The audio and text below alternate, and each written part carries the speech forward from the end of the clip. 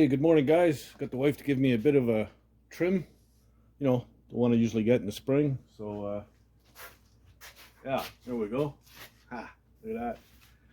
Got picked up about 8 miles an hour. Um, I'm getting going on the wet sanding of the cab. As you can see, I've already started with the roof, and just going to carry on. When I get maybe down to just this side left, I'll switch over to time lapse and let you see what I'm doing.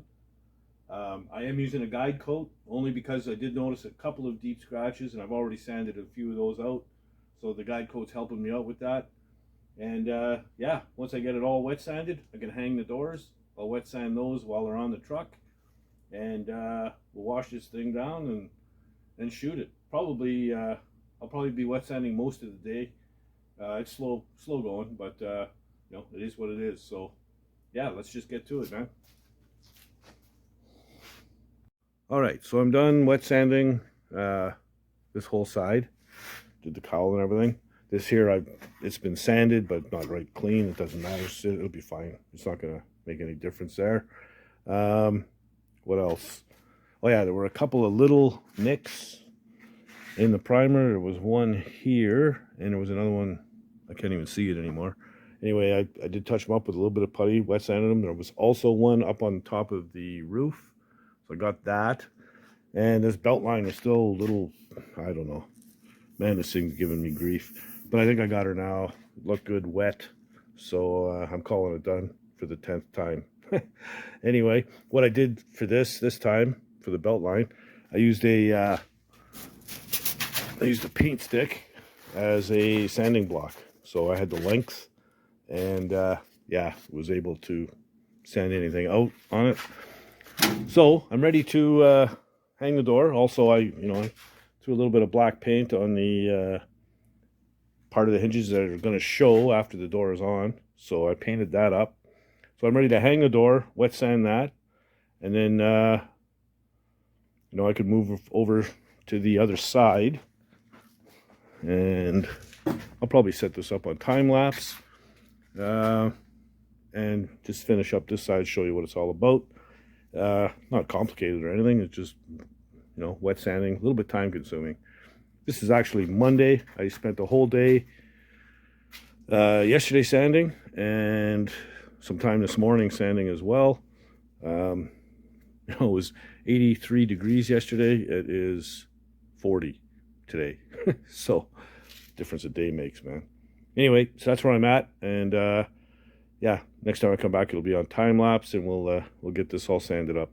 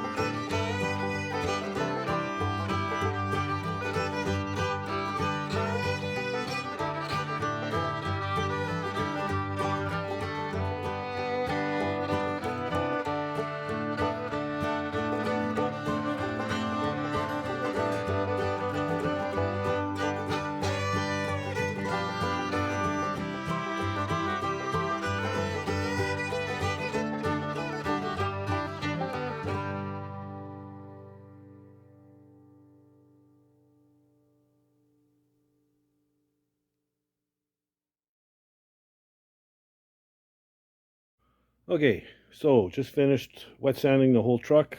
There's, I'll just show you, there's a white film on the whole truck, right? So after I mask it, I'm going to wipe it down with just clean rag and water, and that'll get most of the white film. And then wax and grease remover, and you know, get that, get it all wiped down with that.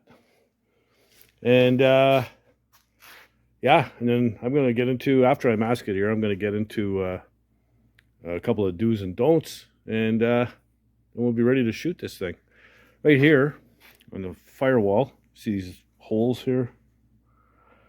There's a windlace or a weather strip or whatever you want to call it that fits in that groove all the way. So that's going to be your natural cutoff point for color. So I'm going to mask it halfway into this groove. This side will be the blue, and this side will be remain the tan. So once the windlace gets on there, you'll only see a little bit of blue.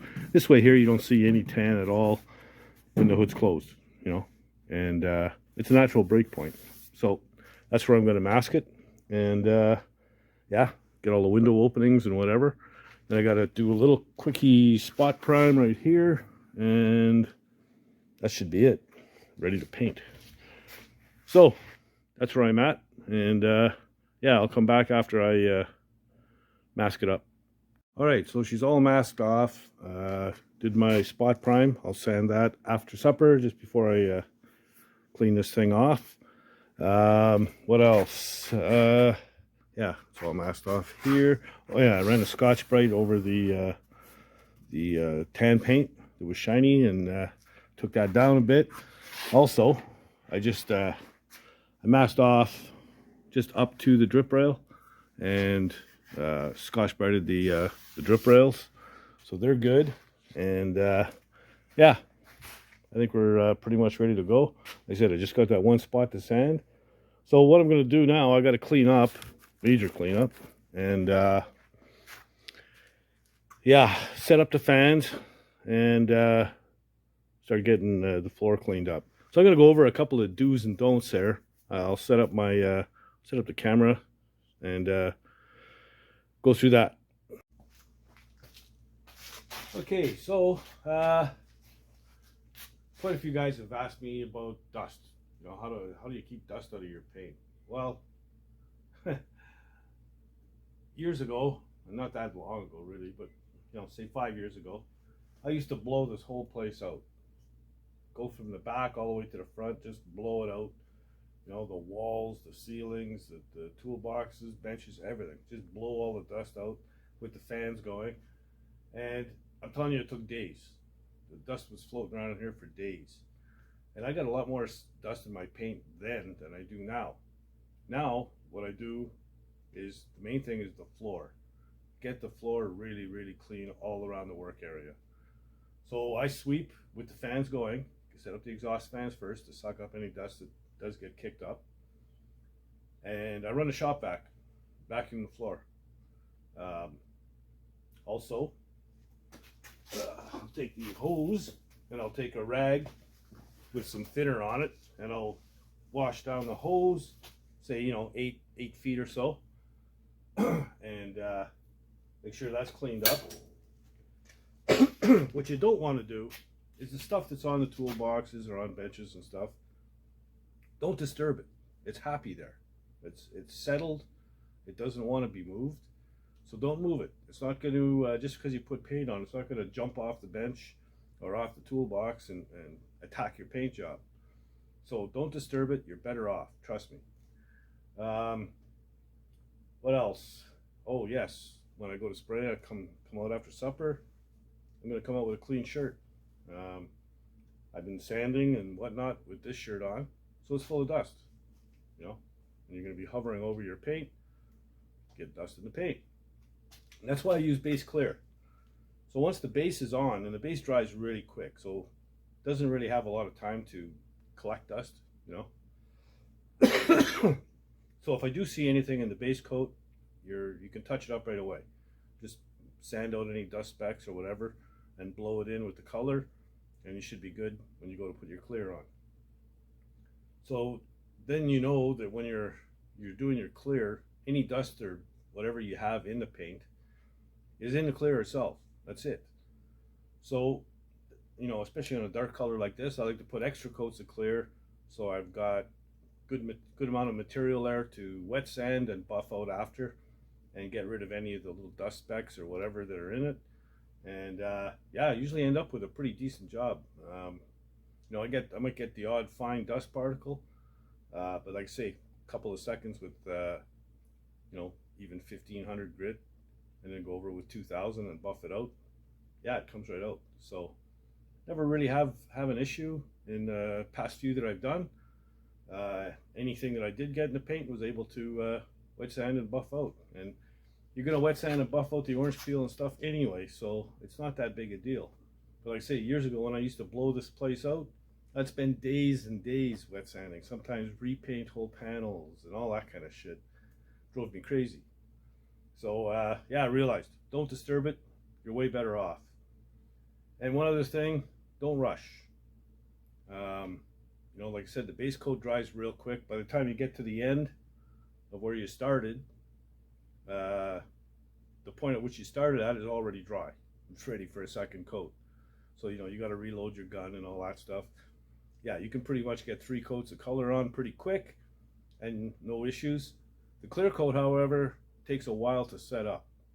And for me, my personal taste, you can have a coffee. I choose to have a beer. I have a beer in between coats of clear, and that seems to work out perfect. Rarely ever do I get a run, and yeah, so that's my timer. It works for me. So I'm going to clean up in here, get the fans going, start cleaning up, run the vacuum, clean everything up nice. I'm going to move the truck ahead a little bit, and yeah, after supper I'll come out, wash this thing off, and run the tack cloth over it, and shoot it. So yeah, I'll be back after supper with a clean shirt on. All right, so I've cleaned everything, done everything had to do, washed it down with wax and grease remover, ran the tack cloth over it, mixed paint already. I've got my new gun out. I'm going to fill it up, and we'll shoot this thing. You want to have a plan when you're going to shoot the vehicle in paint. Because I forgot to do inside the cowl vent when I jammed it, I'm going to give that a shot of blue first. Then I'm going to get the roof. I'll give it a second shot of blue. I'm going to close it and do the back and work my way forward towards the exhaust fans. So yeah, I'm just going to fill the gun and shoot.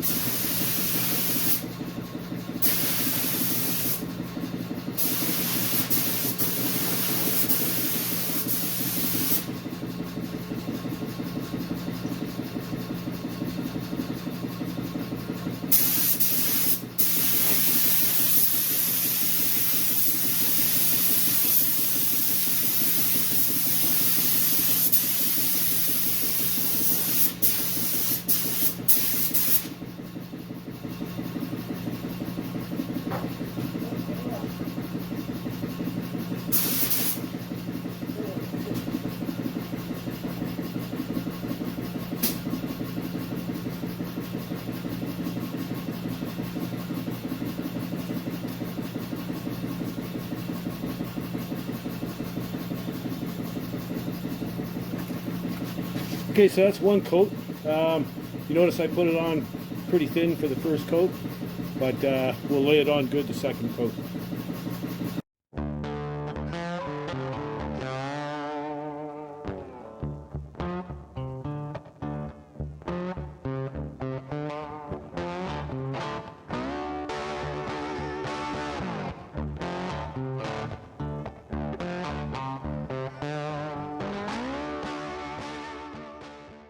Okay, so I don't want this video to run too long, so I didn't show the second coat, and I went to hyperlapse or time lapse for the third coat. So that's her in base coat. It's pretty damn good. I'm going to throw the clear on. I can't film it because, like I said before, it messes up camera lenses huge, and you know, I don't want to buy another camera, so I'm cheap that way. Anyway, she's looking good, and yeah, I'm gonna get the clear on and show you the end result. All right, there we go. I gotta tell you, I bought a brand new gun so I wouldn't have problems. The gun was an asshole. I ended up, the first coat I put on was absolutely brutal. It was horrible. I was lucky to save this one. I ended up going back to my old gun. I just switched the cups out and was able to fix it by laying it on there pretty heavy. So anyway, it came out good. After the first coat, I ended up putting on 4 coats with the old gun. The area that was giving me so much grief came out good. So I'll just do a quick walkabout here. You can see, wow, I'll put this here. So you can see by the reflection, the door is laser straight, man. It's really good, nice and straight. I like it. Got a good shine to it.